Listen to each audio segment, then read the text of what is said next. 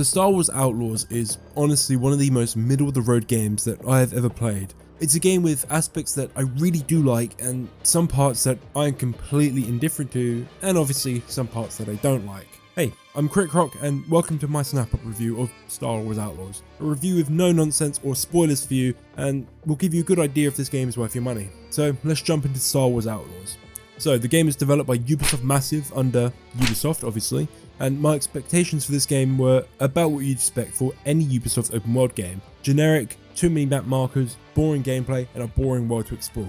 But surprisingly, Star Wars Outlaws open world is actually my favourite part of the game and its strongest asset. The planets recreated in the game are gorgeous and honestly a treat to explore, with Massive, when developing the game, made the active decision to avoid the typical Ubisoft system and giving us a system that seems to be more of a mix between Elden Ring's and Zelda's system and obviously Ubisoft's basic system. So there are still the markers on your map, but it feels like you're actually exploring these planets and not just going from point to point. These worlds are super fun to explore, and especially the cities and towns, as there's so many details and little things to look at and do. But a problem I have with the game is, with these beautiful worlds, it's a shame the activities within them are a bit dull. Quests are mainly simple fetch quests, random encounters, normally just shooting galleries, and that's about it, with some collectibles scattered throughout the world. And honestly, it isn't too much to engage within these open worlds, outside of the quests and some side missions and activities. So the worlds are greatly designed and feel amazing to look at and actually just walk around in, but they feel underutilized and not well used in the game. Its overall gameplay feels too simple as well, not helping it stand out from other games similar in genre. With Massive having worked on The Division, an actual fun semi-unique shooter, I had some hope for this game that it would have some cool shooting mechanics, but it's very simple. Not bad, just simple. Not being able to fully use different blasters limits your potential, as any unique blaster you pick up from an enemy can only be used for a short amount of time, and to me this discourages you to even try using these weapons, and this further pushes you back just to stick with your standard blaster. Now, the different modules are a cool thought, but the problem is that the three different classes of modules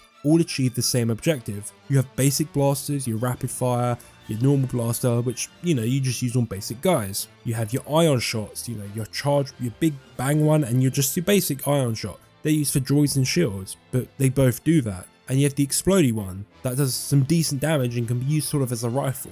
Now, they are fun to use, but they don't really change the gameplay up in a significant way, and it doesn't really matter which one you pick. I never felt like picking certain modules would actually make the gameplay any different. Having the three modules already, you can quickly switch on the fly, but actually picking the modules within them classes, it never felt worthwhile actually deciding or even figuring out which one's the best. I just picked the ones that I thought were the funnest to use, and that was it. The stealth as well is extremely simple, and this doesn't help that the AI is completely stupid. They will watch you knock people out and just completely ignore you, and with the stun blaster being in the game, stealth is the most trivial thing in this game, which is a shame. I think Outlaws should have really invested more in a stealth system that was actually a bit better, more akin to Splinter Cell or MGS, but they went with more of the basic, just sort of more generic one we get in most games now, one where you walk up behind enemies and press a button to knock them out. It's fine, but I really wanted more from this. Space combat does feel better from Starfield,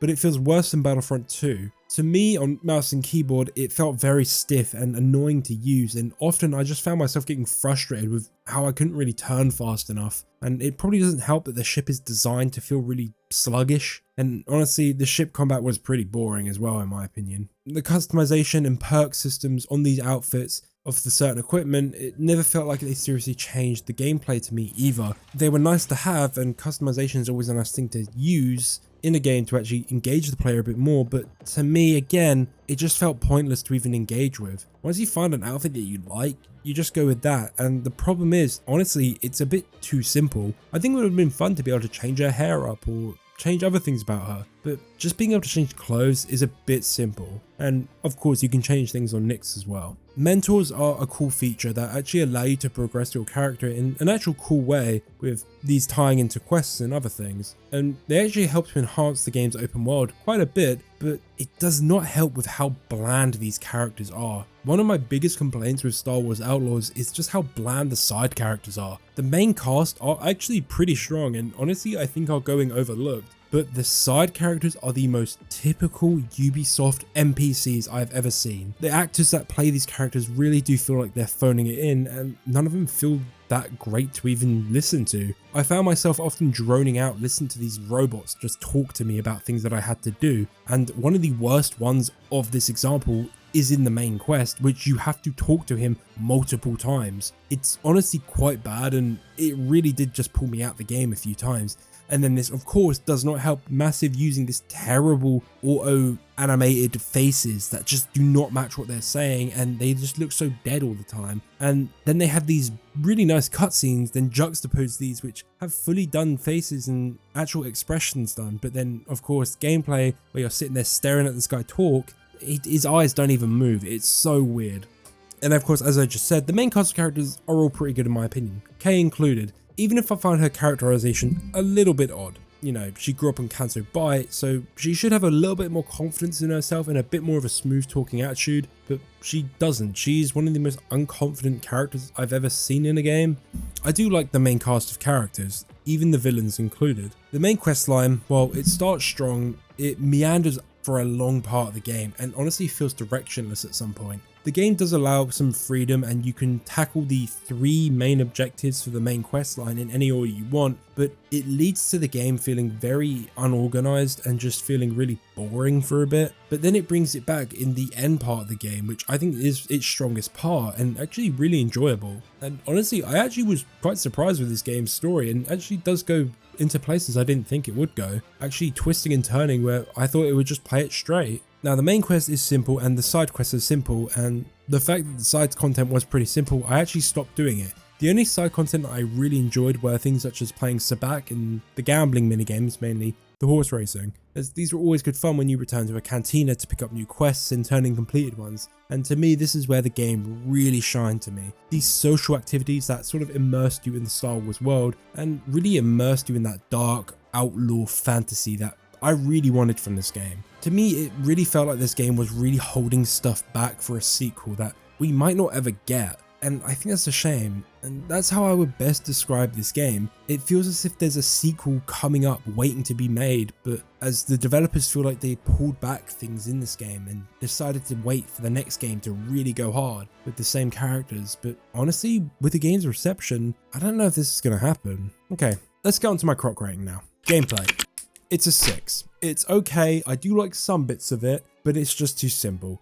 None of the gameplay really sticks out to me as really bad. I think the quest design is probably the worst thing, but even that I can't really take points away from because it is the most simple thing in the world. So it's a 6 for me. Story, 6 again. I actually like the story, but its pacing is god awful. So I docked a lot of points for this reason. Bad pacing really ruins stories like this, and I honestly think a lot of the middle game could have really been cut down a bit to make the story feel a lot better.